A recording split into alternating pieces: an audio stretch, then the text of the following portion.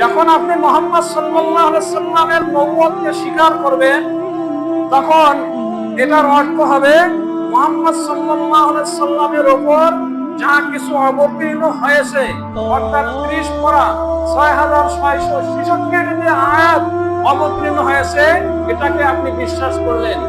যখন আপনি মুহাম্মদ সাল্লাল্লাহু আলাইহি সাল্লামের নবুয়তকে স্বীকার করলেন, রিসালাতকে স্বীকার করলেন, তখন আপনি মুহাম্মদ সাল্লাল্লাহু আলাইহি সাল্লাম যা কিছু এনেছেন, যা কিছু বলেছেন, যা কিছু বাস্তবায়ন করেছেন, মুহাম্মদ সাল্লাল্লাহু আলাইহি সাল্লাম কি নিয়ে এসেছেন? মুহাম্মদ সাল্লাল্লাহু আলাইহি সাল্লাম কোরআন নিয়ে এসেছেন। মুহাম্মদ সাল্লাল্লাহু আলাইহি সাল্লাম কি বলেছেন? মুহাম্মদ সাল্লাল্লাহু আলাইহি সাল্লাম হাদিস বলেছেন। মুহাম্মদ সাল্লাল্লাহু আলাইহি সাল্লাম বাস্তবায়ন কি করেছেন? মুহাম্মদ সাল্লাল্লাহু আলাইহি ওয়াসাল্লাম সুন্নাতকে বাস্তবায়ন করেছেন।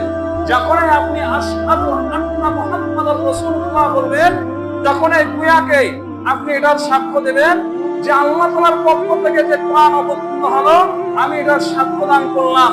মুহাম্মদ সাল্লাল্লাহু আলাইহি সাল্লামের পক্ষ থেকে যতগুলি হাদিস বর্ণিত হয়েছে, আমি সেগুলোকে সত্যায়ন করলাম। মুহাম্মদ সাল্লাল্লাহু আলাইহি সাল্লাম যতগুলি সুন্নতের উপর সুন্নতকে বাস্তবায়ন করেছে, সেটাকে আমি স্বীকার করলাম। আজকে